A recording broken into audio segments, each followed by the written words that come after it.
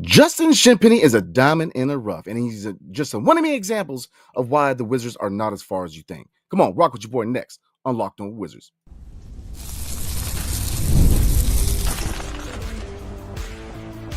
You are Locked On Wizards, your daily Washington Wizards podcast, part of the Locked On Podcast Network. Your team every day.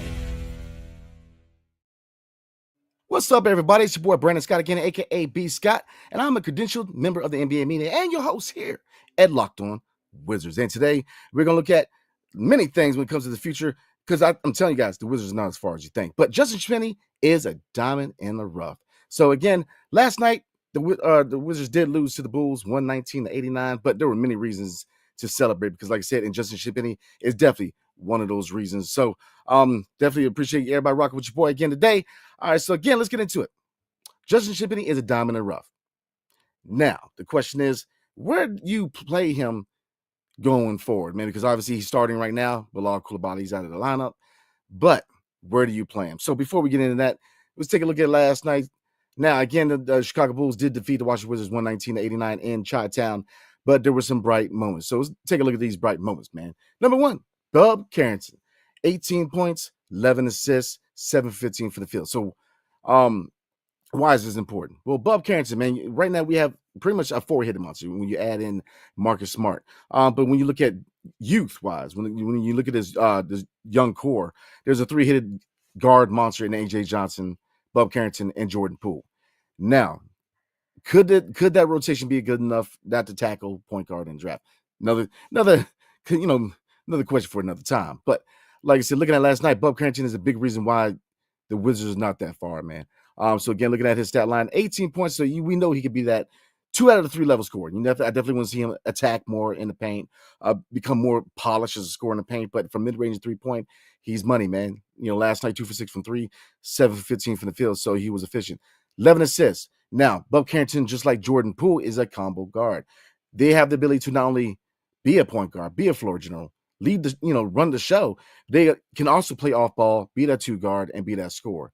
Obviously, Jordan Poole is more polished as a scorer than Bub Carrington, but Bub Carrington will definitely get there. And last night showed why he's definitely one reason this team is not that far. Number 2, Tristan Vucevic. Yes, that guy, man. Vuk. Last night, 17 points, was 7 for 14 for the field, 3 rebounds, 1 for 5 from 3, 2 blocks. So we know he could be that rim protector. We know he could be that guy who could play at the 5 or the 4. We know he can stretch the floor from 3 and mid range. And he has a little bit of a repertoire in the paint. So like I said, is he raw? Yes. But for him being a second-round pick, he has produced when called upon. So Tristan Vucevic is another reason why this team is not that far, man. And I'm going to give you guys more reasons. But like I said, looking at it last night, there were 3 big contributors, man. And we get to the star of the show, in my opinion, Justin Champagnie. That's right. BK's finest, baby. 22 points, 14 rebounds, shooting 9 for 15 for the field, 3 for 7 from 3. But that ain't all. 3 steals and 1 block. He does it all, man. Justin Champagnie, a.k.a. JC. 2-way player, man. He can shoot from 3, shoot from mid-range. He can attack the rim. He can put people on the poster. He can defend. He's got the intensity to him. He does all the small things. And he is a former 2-way contract. In the same mode as Jared Butler, in the same mode as Jordan Goodwin, the Capital City are doing a great job getting these guys ready to play at the highest level. So, obviously, he just was signed to a new contract that kicks in next year. He's going to be around for a while, and he should be. But where does he fit going forward, man? Because, like I said, a lot of options going forward, especially with the draft coming up, because right now we have 2 first-round picks, even though Memphis will determine whether we have 2 and not just a lottery pick. So, looking at exclusively the small forward and power forward position on the second unit, that's why I see him contributing long-term, because let's look at a squad at full strength. Bilal Coulibaly is going to be your starting small forward. Unless you go out there and get an Ace Bailey. Cooper Flagg, I think if we stick at number 1 overall, Cooper Flagg is going to be the power forward. And you're going to look at a combination of Bilal at the 3, Cooper Flagg at the 4, and Alex Sarr at the 5. Now, if you go in another direction, you could go Dylan Harper, and that's a whole nother conversation that we're definitely going to have, especially with the offseason coming up on Monday. We're going to start talking about the draft and every offseason component, including grades, right? But Ace Bailey could be intriguing. Now, with that does bring his own certain situations. But like I said, we're getting to where does JC fit? So the point being is they're going to tackle the starter when it comes to the 4 or the 3 in the draft, or the answer is already on the roster. And to me, if they go in another direction, we'll see. A lot of questions, right? A lot of questions, but that's a good play. That's a good situation to be in, man. To be able to have choices. So, looking at Justin Shimpney, when you look at the second unit, you could pencil him in as being that small forward on the second unit. Sadiq Bey coming back, Sadiq Bey can play the 3 to 4. If they go power forward in the draft, Keyshawn George is going to be really. So, like I said, could it still be a little early? Yes, but I think we all agree that JC definitely has a place on this team long term, and having him on the roster could be a reason why you don't attack that position. Because you do have Bilal coming back. He's going to be a starter. But Justin Shimpney is a guy that every team needs a Justin Shimpney, a guy who could be a two-way player, who could defend, who can stretch the floor, who carries that chip on the shoulder, brings that Brooklyn attitude. And like I said, shout out to him. I was able to catch up with him following the last home game against the Sixers, man. And like I said, really down-to-earth brother. But like I said, definitely appreciate his production this year. He came in and he played high-level basketball. So what are the reasons why this team's not that far? I mean, I think it's in full display. Why is this team not that far? We're going into year 3 of a rebuild, and there's 2 directions we can go next year. We could progress better than we thought and possibly be a playing team. Or we can have that third rebuilding year where we're trying to develop further, really fine-tune these young prospects, and then you're probably looking at, 2027 or 2026, 2027 season as that season that you're going to see a massive progression for the team overall. And I think that 2027, we are a playing team. So a lot of people are saying that this team should feel pressure to be a playoff team next year. I don't think that we need to feel pressure. We've already gone through 2 years. We've never gone through a proper rebuild. Give them time. I've always advocated 3 years, man. Give them 3 years. Year 4 and 5, you need to see progression to the point where they need to be an AFC. They need to be that playing team. They need to be knocking on the door to playoffs in year 4 and 5. What else needs to happen in year 4 and 5? You need to add the next significant piece, that Donovan Mitchell type move, that Rudy Gobert type of move, man. So why are they not that far away? We'll start with the young core. I mean, all 5 draft picks have been hits. Bilal Coulibaly, Tristan Vucevic, Alex Sarr, Bob Carrington, Keyshawn George, hits at the hits. Like it's the Beatles, man. Hit after hit after hit. So all 5 draft picks. Now, if you want to add J.G. Johnson to that, considering he was a 2000, he was in the previous draft, you got another pick right there. Boom. A guy who's going to be a key contributor. Kobe Jones, a guy who, with Kobe Jones and Justin Shimpney being similar type players, man. I mean, you can on one hand, you can say, oh, that's a judgment. You got 2 players to do the same thing. Hey, double the fun, baby. I mean, there's nothing wrong with having multiple pieces who do the same thing. That's why I advocated that if they held on to Corey Kispert, which I don't think they're going to, but wouldn't be mad if they did, because great player and a great influence in the locker room. But, if they decided to hold on to him, having both a shooter in Keyshawn George and Corey Kispert would not be a bad thing. But, Kyle Kuzma said on the way out, man, it's the writings on the wall. I'm just saying, if you look at this, the roster construction with Kobe Jones, with Justin Shimpney, with Sadiq Bey, I think, Keyshawn George, all 4 of those players are reasons why they will move on for Corey Kispert. But this young core, these young players we have, are a big reason why this team is not as far as you think. Now, when you look at veterans, Rashawn Holmes, Chris Middleton, Marcus Smart, all will be in expiring contracts next year. So could it be flipped? Yes. Now, Rashawn Holmes, I think, will stick around through his contract. Marcus Smart, the finger situation could, but I think they will shop them all. And you can always go out there and find that vet. And like I said, we have vets with Jordan Poole. It has established himself as a leader and then as a veteran. He brings championship experience. I mean, Anthony Gill has been he's the longest senior Wizard who has been that persistent leader in the locker room since day one. I mean, so they're going to have that leadership. So like I said, a lot of options, but these vets, man, if they retain them, are another reason why we are not as far as you think. All right. Draft picks going forward. Now, Memphis is going to help us out with the second one, so we'll see. But we have potentially 4 first-round picks in the next couple of drafts, which are 2 loaded drafts. So we are going to have an overabundance of young talent. So much young talent, we're going to have the Houston Rockets problem. Then we're going to be looking to flip some of these guys. Because I made it known that not every young guy is going to be part of the future, man. So like I said, we have a lot of capabilities when the draft. The pick swaps from Phoenix, all the second-round picks in the world. We have a lot of draft possibilities. Now, with his later picks, we all know those are picks for leverage and making that one major trade. That Paul George type of trade that we should have did for John Wall. You need draft leverage to do so, man. It took first-round picks to get Rudy Gobert. It took first-round picks to get Donovan Mitchell. I'm trying to tell you, man. So those are where those picks are important, especially the pick swap, because Phoenix is going to be some trash in the next couple of years. I'm just saying. So, like I said, we have a lot of capabilities. So this team is not as far as you think. we are definitely hitting the right direction, man. And I think that you're definitely going to see a better team, a team that could possibly win 20, 25 games next year. And I get it. Most people are saying, like, why are you celebrating that, man? Like, what's going on, BScott? But it's progress. Because year 4 and 5, you're going to see one of the most dangerous and young teams, not only in the Eastern Conference, but in the NBA, man. Like I said, keep the faith.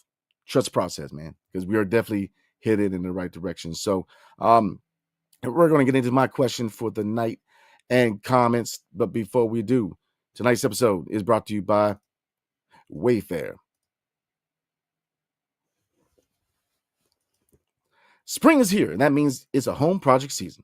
Whether you're refreshing the room or tackling a full renovation, Wayfair is the best kept secret for all things home improvement. From small updates like stylish cabinet hardware to major upgrades like new vanities, sinks, or outdoor lighting, Wayfair has quality products for every single budget. Whether you got a lot of money or not so much money, you can still go to Wayfair and get hooked up. So look, if you're in the business of upgrading your kitchen, your living room, your living space, anywhere you want to upgrade, Wayfair has all the options. Definitely all the options for every price, man. So like I said, everybody can get in on the action, man. Do you like top brands like GE or Moen at great prices? They got you. So look, Wayfair makes home improvement easy. Very easy. Get started now at wayfair.com. That's WAYFAIR.com. Wayfair. Every style, every home. Tonight's episode is also brought to you by FanDuel. The NBA playoffs are almost here, and FanDuel is giving new customers an incredible way to get in on the action. Because right now, when you join FanDuel and place your first $5 bet, you'll get $250 in bonus bets if your bet wins. Come on now. And like I said, guys, there's so many reasons to get in on the action, man, and make some money with FanDuel. Come on now. Get in right now. Don't wait till tomorrow. Tonight, I'm trying to tell you, because you got the NBA playoffs, which is going to be big, man. Big time to make money, right? Major League Baseball is here. Big time to make money. NHL, the list goes on, man. There's so many reasons to get in on action with FanDuel and make some mad money, man. So look, don't miss out. Head to FanDuel.com and claim your $250 in bonus bets today. Come on now. Rock with your boy, FanDuel. All right, guys. All right. So obviously we already kind of covered the content, but the question tonight is, how many seasons do you think the Wizards are from making the playoffs?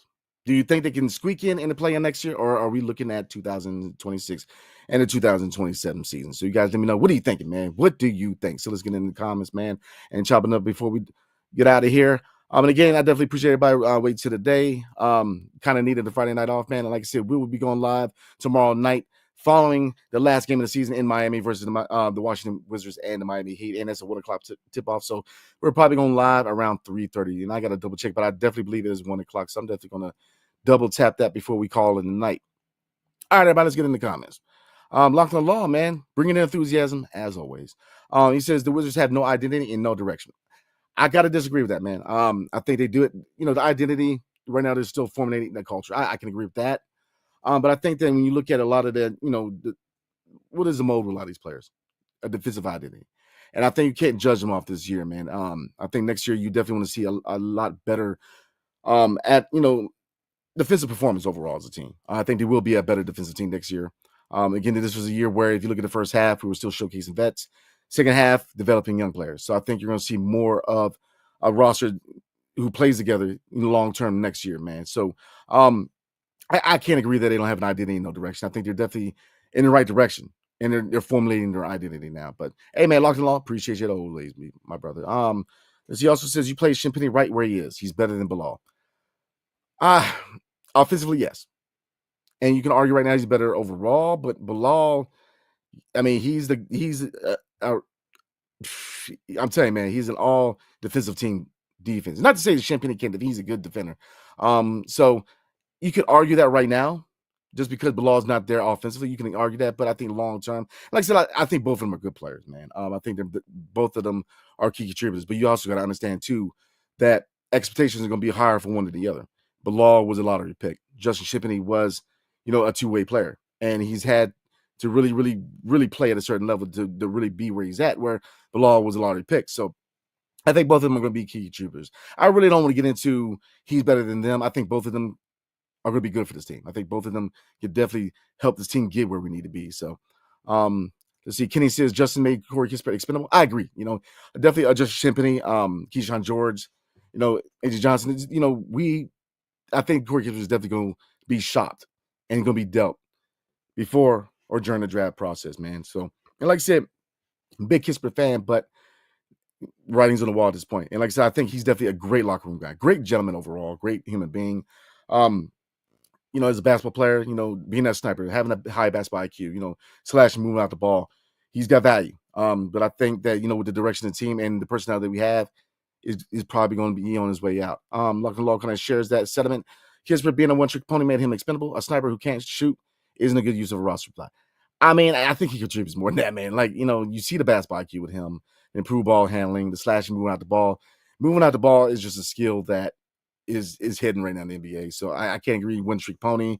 Yes, he is exclusively a shooter, but he does other things. But I take you're not a big Kispert guy. It's all good, man. I see where you're going, though. The Unknown Ism says trade Kispert during the draft if possible. Yeah, I agree. I think he's definitely going to be moved during the draft process. Definitely in the offseason, man. Gold Beard, how you doing, brother? He says, I wouldn't change the roster this much this offseason. I agree. Don't need any changes except the draft picks this year, and that's about it. Don't need any second-round picks on the roster this year, in my opinion. I agree. I think you build. I think you build off of what we have because this team has shown that they have a good locker room. They like playing with each other. They want to get better with each other. And you have a nice balanced team where you have the young core, the veterans, the gray area guys. I agree 100%, man. So I'm with you on that. Lock and Law says 3 years. Okay, so you're looking at the year. So you're looking at 2027, 2028. Okay, I can respect that. AJ Simmons says next season. Okay, AJ's got high marks, man, for this team as far as or high expectations. So I can dig it. I like it. Golden Beer says 2026, 2027 season, I believe, is when the Wiz will make the play-in play. I agree. That's where I'm expecting. I think 2027, that would be where we make the play-in and hopefully an 8th seed in the NBA playoffs in the Eastern Conference. Kenny agrees with us. 2026, 2027, the Wiz make the playoffs. I agree. Virginia Slim, same thing, 2 years. So I think a lot of us are on the same page with the expectations are we're going to have a third year of rebuilding, and the fourth year, man, the year after next is going to be that time when we're going to kick it in a high gear. Let's see. Alan, what's up? Says it all depends what position we draft. If the team gets a top 3 pick, that may jump up some timetable for finding veteran pieces. That I agree. That's a valid point. I agree. Brando72 says I'd rather get Harper instead of Flag. At number 1, I mean, you know what? You could argue that all 3 guys could be number 1 picks. Like I said, I don't want to get into this. And I think that Cooper Flag, I think Dylan Harper, and I think that Ace Bailey could all respectively be the first overall pick. It depends on the team and the fit. Or in some team, it may even be a fit. It could be BPA. Because right now, your top 3 is Utah, Charlotte, and Washington for who has the best chances at 14% to get not only a top 3 pick, but their top pick. So, like I said, looking forward to the lottery, man, because we need to hit this year. Remember, Lay says, depending on who we draft and how the roster looks next season, probably looking like 2026, 2027 season. So 2 years, even though I'd love it if Middleton was right because we have a legit young core. Yeah, I agree. If Chris Middleton's been around a championship quality team. So if he's making an assessment, you have to listen to that because the guy has a championship ring. So if he's saying that this squad is good enough, but like I said, it depends on them. You got to step up. You got to play. That's why you play. That's why you don't give accolades based on paper, because on paper they're a young, dangerous team. They have they're a lot of potential, but still very, very raw too. So like I said, it depends on the team. The young guys have to progress to a certain level, and with these rookies going into year 2, it's going to be an adjustment year. So that's why it's tough to really depend on sophomore campaigns, progression to that point, because you usually do see a drop off, and usually a drop off is not a bad thing because the league and the player both make adjustments. The league makes adjustments on those players, and they make adjustments on themselves, how they respond to certain aspects of the NBA game. So, like I said, you kind of want to see some of a drop off to a certain degree because there's a learning process. Because, again, the league is going to figure these guys out. Kenny, what's up? He says, who's a superstar would you want to see join this Wizards roster in 2 to 3 years? Ooh, man, that's a good question. And that's definitely something we're talking about next week. That is a episode for next week. So, like I said, I got a list of about 5 guys that I think would be trade, targets for this team if we want to add that superstar. So, like I said, I don't want to answer now. Definitely tune in on Tuesday. I got you on Tuesday, man. So Tuesday, that is actually the content we're covering on Tuesday. So definitely appreciate you, Kenny. He also says if we win a lottery pick number 1 would make up for Wemby year missing out on that number 1. Yeah, we were so close to Wemby, man. Yeah, I'm so close. All right, Link, how you doing? Says, would you rather have Harper or Bailey?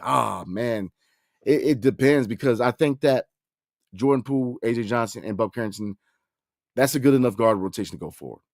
Now, if you miss out on Cooper Flagg and if you miss out on Bailey and you're at number 3, I like, it's not liking or disliking Dylan Harper. I think Dylan Harper is a good player. I compare him to Kate Cunningham, and I would love him in the Wizards jersey, but it all goes to fit. If you draft Dylan Harper, and we still even had talking about Marcus Smart, you have 4 guards. So I don't think you necessarily go that direction, even though I think that if they went that direction, I would not be upset. I like Dylan Harper. I love his game. I think he's a good player. I think he could thrive here in Washington. But then you expect that 1 or 2 of those guys in that guard rotation we have now are probably going to be getting dealt. And that it is what it is. So I'm looking at Ace Bailey. I think Ace Bailey, right now, a lot of people, and I get it. There's things I want him to work on. He shoots a lot of hard shots. I get that. But I think he can be molded. He's young. Come on, man. This is a rebuild. Ace Bailey, when it's all said and done, could be a really good, one of the best scorers in draft, if not young players in the league, man. So I think Ace Bailey's better fit because with his body size at 6'10", he could play 2 to 4. And I think that, right now you're still evaluating, look, here's the thing. Positionless basketball is the name of the game in the NBA, man. Bilal could play the 2, play the 3. So at 6'10", Ace Bailey, he can play the 4, he played the 3, he played the 2. I think there's a lot of more capabilities with Ace at this point. So I have to go with Ace, man. Even though Dylan Harper to me, Cade Cunningham 2.0. I mean, Dylan Harper is the real deal. But I think right now I like what we have going on with Jordan Poole. He's this close to being an all-star. He's about to enter his prime. AJ Johnson is a keeper. He's going to be a star. Bob Carrington, come on. I mean, we have a good rotation. So I feel you need to build. And I think that if it's at this point, between Harper and Ace Bailey, I got to roll Bailey, man. I got to roll with Ace. Locked on Law says, I'd rather have Queen. And I'm with you. I like Queen. I think we need size and paint presses more than another 3-and-D, no D wing. Okay. Locked on Law, I agree. Derek Queen, if you go to top 5, then I think you have to pivot to Derek Queen.